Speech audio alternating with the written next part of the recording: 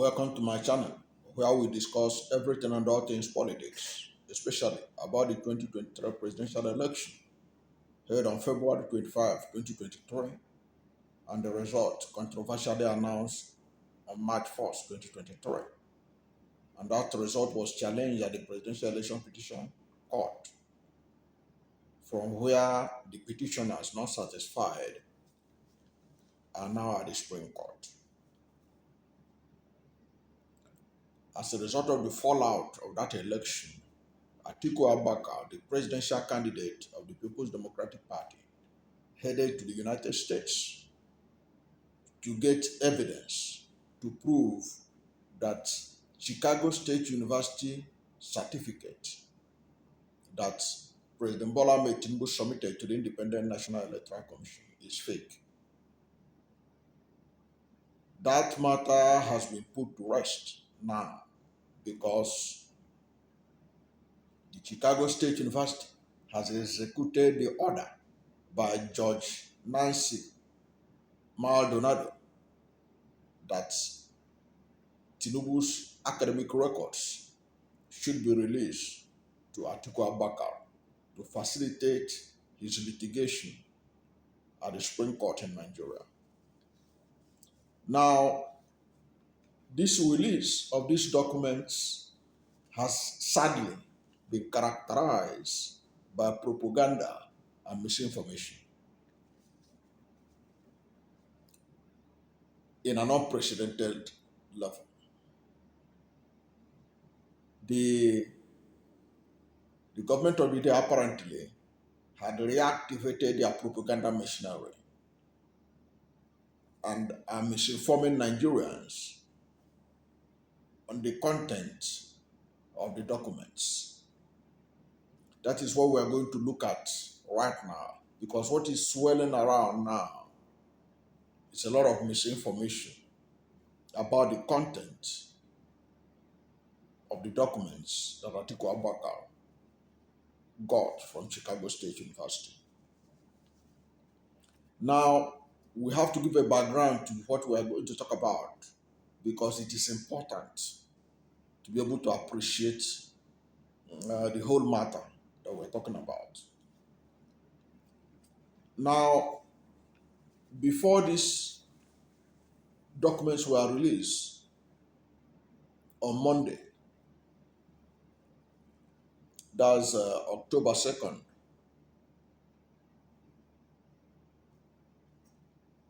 renowned investigative journalist David Hundiyin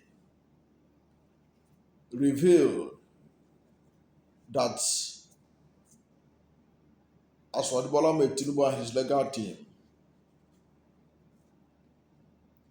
that they were looking for a way to appeal against the order of Justice or Judge Nancy Maldonado.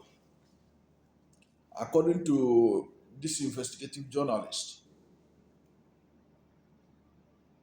they approached 3 appeal courts in the United States seeking to stop the release of these documents at the last minute. Now, David Hundiyin made this revelation through his Twitter handle, through his X handle, noting that he got this information from the legal team of Atiku Abubakar. Because the Tinubu's legal team, I'm giving you all this story because it is relevant to be able to address the propaganda that is going on. I want you to, that's why I'm going through this background. That the legal team of Atiku Abubakar told him that Tinubu's lawyers had pleaded that they should shift the deposition time from 10 a.m. to 12 p.m. But they were turned down. David Hundiyin said wrote, he said, Atiku's legal team tells me that Tinubu's lawyers approached three appeal courts in the United States today without success. They then requested Atiku's lawyers in Chicago to shift the deposition time tomorrow from 10 a.m. to 12 p.m., 12 noon, so as to buy time. Atiku's team refused. Now, David Hundiyin was not alone in coming up with this vital information. Another investigative journalist called Jackson Ude had also reported that the Tinubu's legal team was making frantic effort to see how they would have access to any judge that could be able to put a hold to the release of the academic records of Bola Ahmed Tinubu. And from the reports that Jackson Ude gave in his own Twitter or X handle, he said that he was sure that they are not going to succeed. Of course, they did not succeed because eventually the academic documents were released. Now, once the academic records was released, the Tinubu team in Nigeria reactivated their propaganda machinery, and they were now sending information that really will shock you. Information that will shock you. That's what they were spreading everywhere about the content. Bayo Nanuga, Festus Keyamo, Reno Omokre, they were releasing information, giving the impression that Atiku just wasted his time, that there was nothing new in the documents that was released. They were mocking Atiku Abubakar, and they showed him in a picture of him in a pensive mood and all that. But is that really the case? Is that really the case that what was released causes no harm to Atiku Abubakar, causes no harm to Tinubu, and that Atiku Abubakar just wasted his time?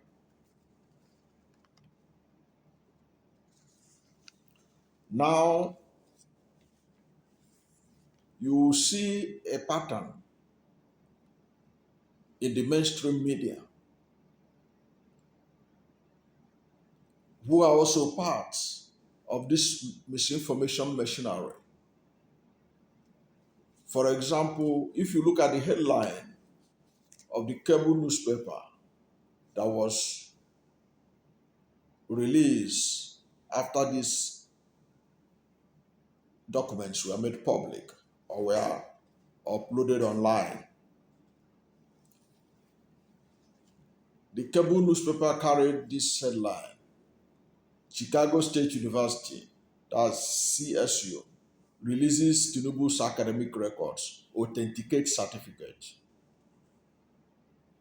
Now this story claimed that the Chicago State University has released the academic records of President Bola Tinubu. The cable claimed that in the new document released by Chicago State University, Tinubu was addressed as a Mr. in what looked like an admission letter. In what looked like an admission letter, he was addressed as Mr.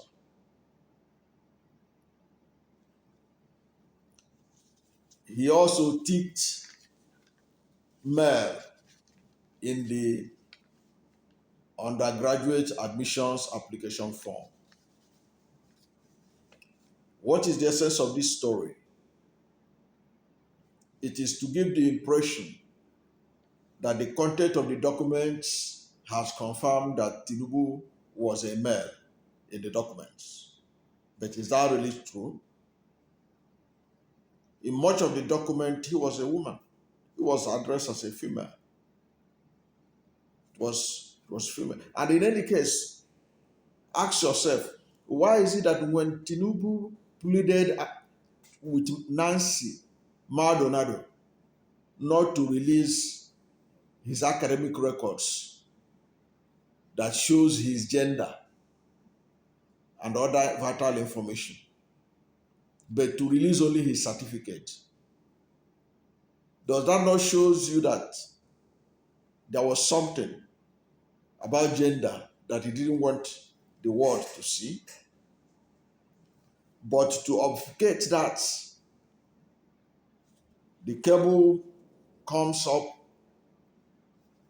with a story that Tinubu was addressed as a mister in what looked like an admission letter.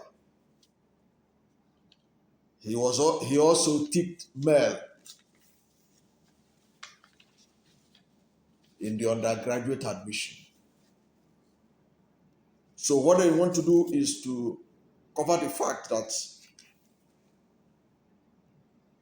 much of the document was about a female. So the cable wants Nigerians to believe that, forget about those who are talking about that it was a female that owns the certificate or that got the admission to Chicago State University, that it was indeed a man because he was addressed as a mister. Because ask yourself, why is that relevant to the story? That he was a mister, that he ticked male in the admission application form.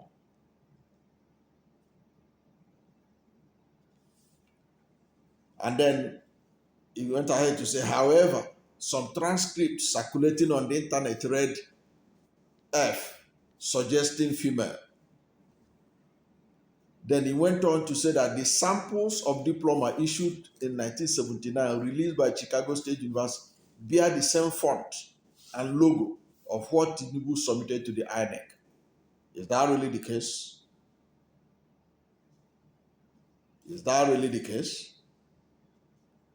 He said that there was discrepancy in the dates. It claimed that Chicago State University had in its affidavit, taking responsibility for the discrepancy, blaming it on its clerical error. Is that really the case? Chicago State University, we know, had during the proceeding, represented by their lawyer Michael Hayes, when Judge Gilbert asked him if the administrators of Chicago State University can swear under oath that the certificate that Tinubu tendered to INEC, submitted to INEC, emanated from them. They said they would not swear under oath. So what happened?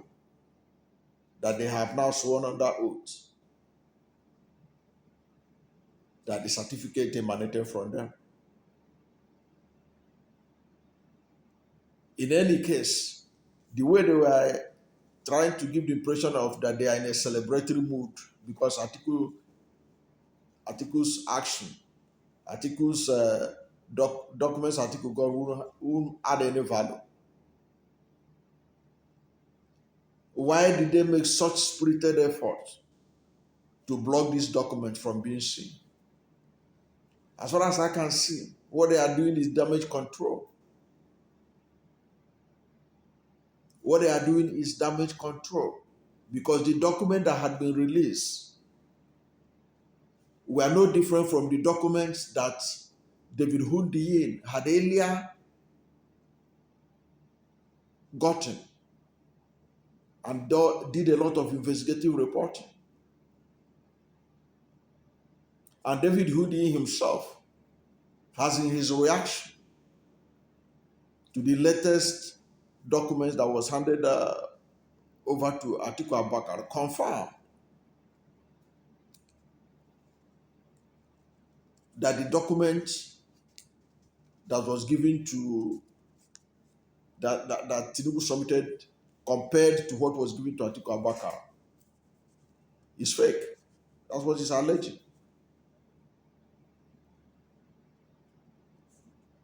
Now, where did they get the impression that Chicago State University has now authenticated the certificate, and they are sharing something they claim came from Michael Hayes? Michael Hayes is not the one to sue. He's just a lawyer. Judge Gilbert, in his directive, said that only administrators of the University of Chicago, Chicago State University, can swear an oath. It's not Michael Hayes. Michael Hayes is their lawyer. He can't swear an oath on behalf of the administrators about the authenticity of documents or certificates from the university. But already ran on mockery. Bayo and Anoga. That's what they are sharing, saying that Michael Hayes had sworn an affidavit that authenticated the certificate. The same certificate Michael Hayes said that they cannot authenticate. So who are they trying to deceive? But I think the solution to this is that Atiku Abubakar and his legal team had better call a world press conference to reveal to the world what they have found out, their analysis of what they have found out, even before they go and present it to the court, because this is important. That is how it used to start. Before you know it, the Supreme Court will use what these people are writing, what Onanoga and Reno Mokri are writing now on social media, and read it as part of their judgment.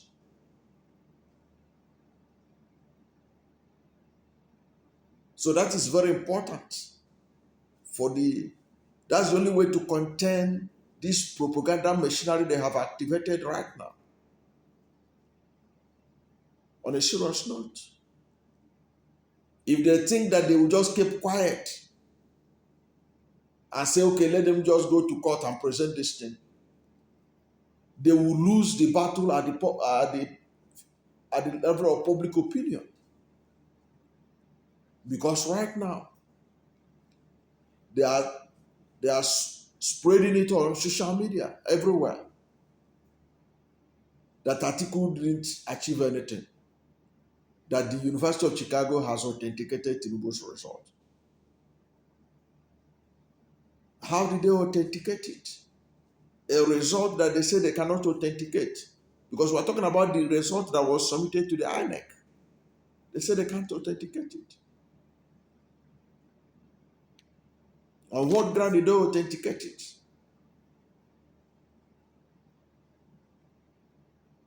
Because they say they can't authenticate it. Even when they were asked by Judge Gilbert, they said they can't authenticate it. They can't authenticate it. What they authenticated and agreed was that Tinubu was their student, but they said they can't authenticate the results.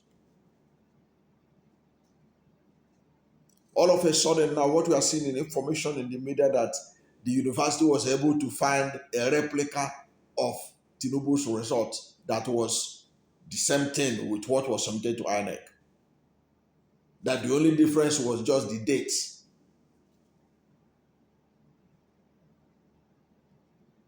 So Atiku has to take it serious. That was how, on the issue of 25% in the Federal Capital Territory, Abuja, go and look at how the Presidential Election Petition Court described it. It was no different from what All these people were writing, all these Bayo Nanoga, all these people, what they were writing, what the written address, final written address of President Tinubu's legati, it was no different from what it was. Just perhaps a change in some lines, but it was a literary their interpretation that was what they gave. They disregarded the Supreme Court ruling of 2008 on the matter. So if Atiku Abubakar does not quickly address a world press conference, he may lose the public opinion that is on his side on this matter.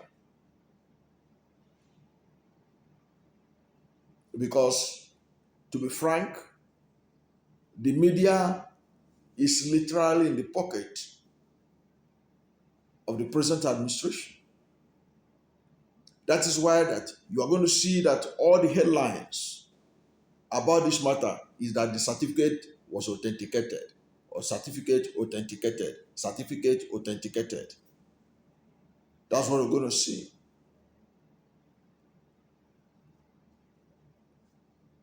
In fact, David Hundiyin was so fed up with the headline coming out of Nigerian news media on this matter that he said some unprintable thing about Nigerian journalists that I don't have to repeat here.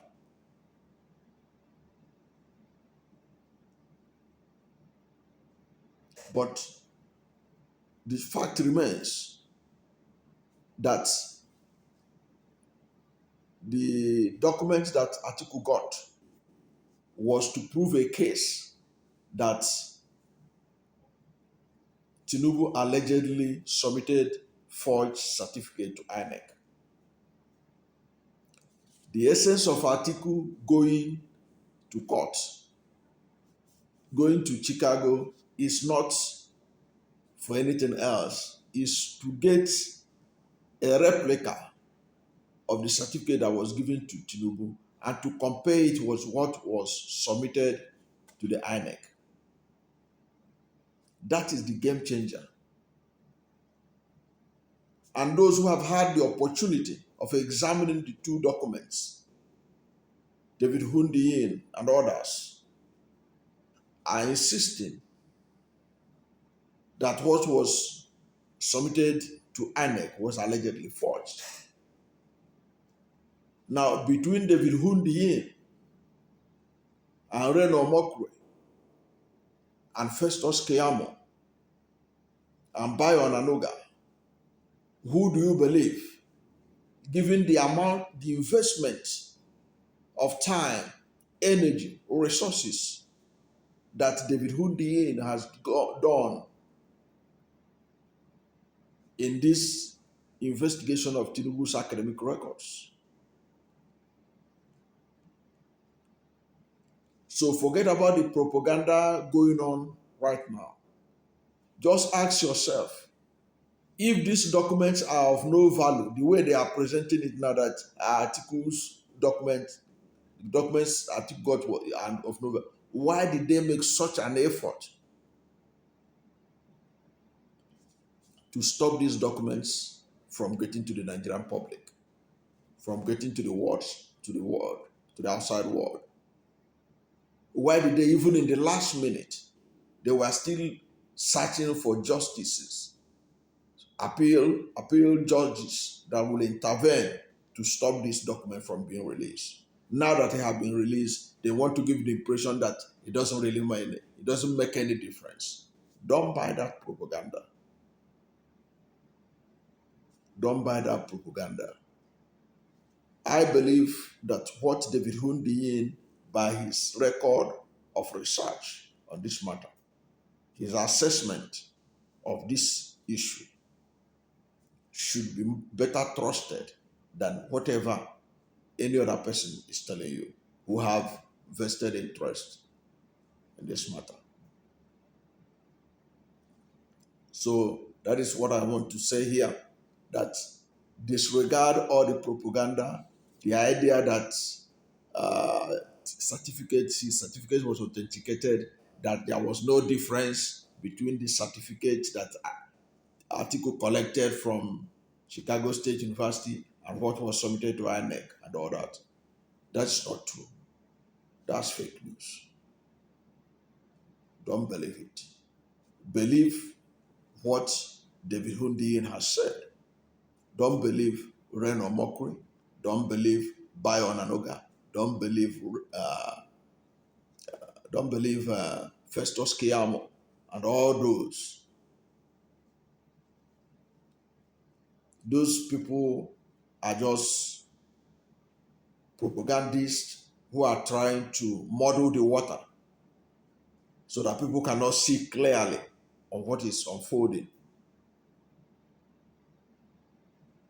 The issue that's about the identity of the owner of the results, of the documents, and the comparison between the 1979 result of Tinubu and the one that he submitted to the Independent National Electoral Commission.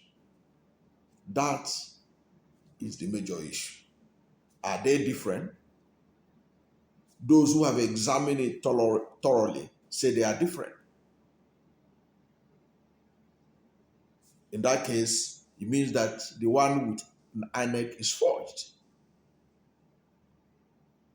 If that is the case, the Supreme Court has to do the needful and invoke Section 137 1J of the 1999 Constitution, just as he did in the case of Bayelsa State Deputy Governor, whose forgery of certificate cost them their mandate that was freely given to them by the people of Bayelsa State. Thank you for watching this video. And if you are new to my channel, you have not yet subscribed to my channel, please subscribe to my channel. Hit the subscription button, hit the notification bell. When you subscribe to my channel and hit the notification bell, anytime I have a new video, you'll be among the first to know. God bless you. And please don't forget to like this video, because when you like it, Google will rank it high and recommend it for more people. Thank you, and God bless you and yours.